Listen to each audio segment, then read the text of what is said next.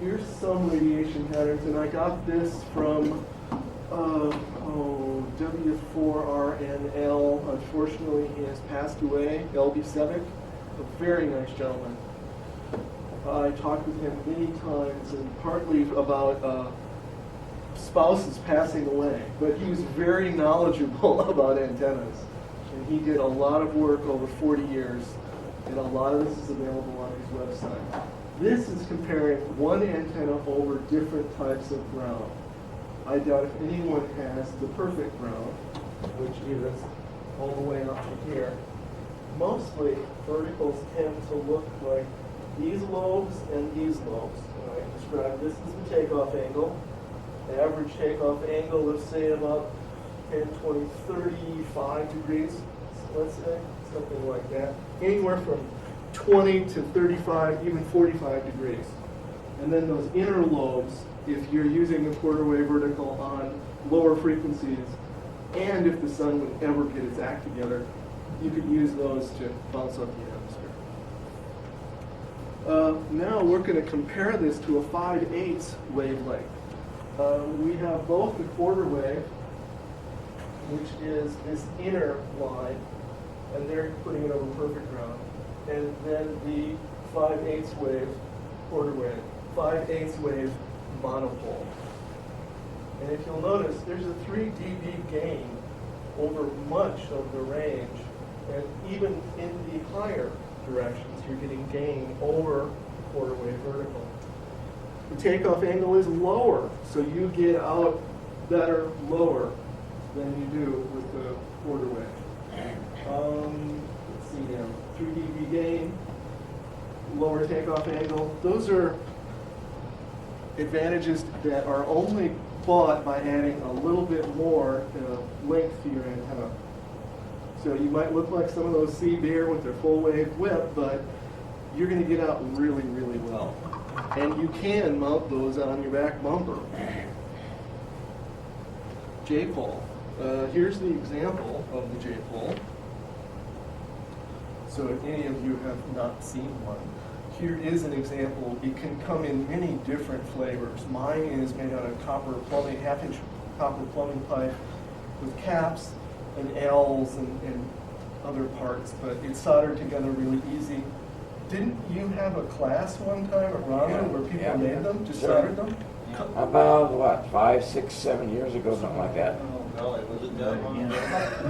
It was a while ago, Sounds like he needs to do it again. All those in favor? And all you need is a blowtorch, some solder, copper tubing. We had, the way that was arranged is one gentleman went and purchased all the parts for, like, how many antennas we had, 5, 6 put together. We purchased all the connectors and the piping and everything, and we bought it and explained how the class worked and had plans on how to put it together. They put it together, we soldered it together outside. Did you have a jig to hold them or not? No, we don't have a jig. No. And then, when it come ready to tune them, Alvin had his antenna analyzer, and we tuned the matching stuff there. Well, I'm going to get to part of that, the matching stuff, but here's a little history. This antenna was used in the lighter-than-air Zeppelin airship of the early part of the last century. The antenna was either used as a trailing wire antenna, where it trailed behind the aircraft, fastened at one end at the feed point, or it was mounted on the vertical stabilizer and a pole coming out below the radio room. They made sure that the radio room was well away from the hydrogen gas and well away from the passengers, the paying passengers. So the radio man had to walk out on a catwalk at, what was the elevation of, what altitude? 20,000, 30,000 feet? 5 to 10. Yeah, 5 5 to to 10. 10, you need oxygen. Oh yeah, oxygen. Yeah, well. Yeah, minor detail. So they're walking along this catwalk, and, well, there's really no wind. Zeppelins go a little bit. They can't fight the wind really a lot. So there's not much wind up there. But you could have icing conditions, and if you're afraid of heights, 10,000 feet, it could be a little scary. I don't think they had parachutes either. Wait, parachutes went back to the Montgolfiers, didn't it? Yeah, but they They didn't were have, invented but not utilized. Well, my father said even the ones in World War II weren't that much fun to use. Although he had to use it quite often. Oh well.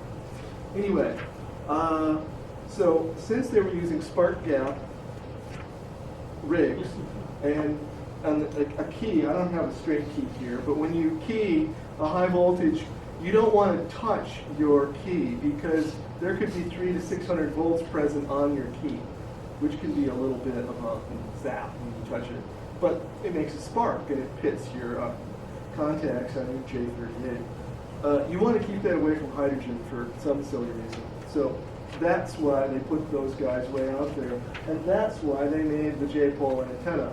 So the antenna wasn't above the aircraft where the hydrogen would be leaking out, and they could trail this behind.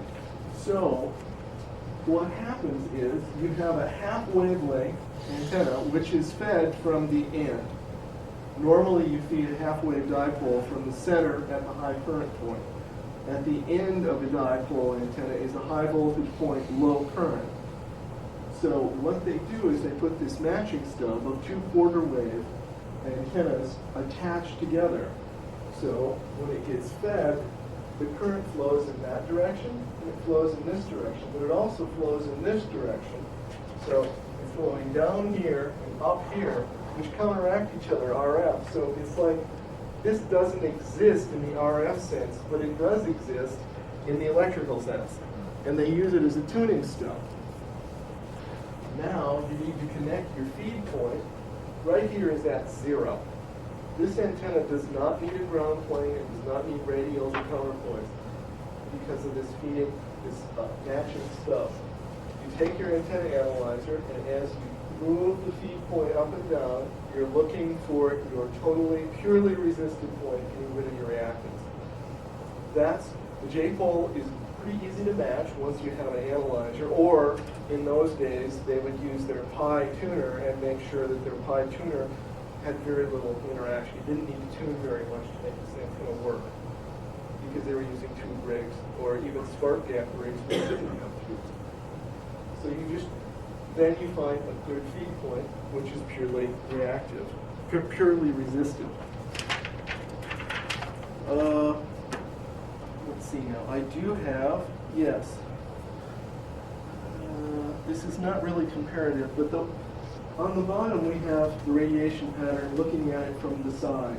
This has an even lower takeoff angle than the 5/8 wave. And let's see now, there is a gain over a 5/8 wave, but I can't remember how much. I think it's 3 dB. So over a quarter wave vertical, we have 6 dBs, which means you have 2 doublings. It's 4 times stronger than your quarter wave vertical. It's also fairly cheap to make. It has a good omnidirectional pattern. Each of these initial antennas are omnidirectional. As we go onward, though, the next 3 antennas are not omnidirectional. The first 3, quarter wave, 5/8 wave, and now the J-pole, are all omnidirectional. Now we get to the Yagi-Uda antenna. And the strange thing is, Mr. Yagi didn't invent this antenna. Mr. Uda did, or Professor Uda, I should say. And this was about 1926. It got popularized, and the first paper that got written was by Mr. Yagi. Mr. Yagi got this into IRE, which is an ancestor of IEEE. So all of a sudden, all these people at the IRE meeting, I think it was in New York City, got very excited. This sounds, wow, this is really going to work. This is called a traveling wave antenna. Let's see now. The Yagi paper, I'm going to quote you this. This paper was introduced at the meeting of the Academy member, Professor Pantoro, at the Tokyo Imperial University. Only members of the Academy could present or introduce work at the meeting. And since neither Yagi nor Uda were members, Nagaoka, forgive me if you Japanese gentleman. Yes, him, acted as the introducer.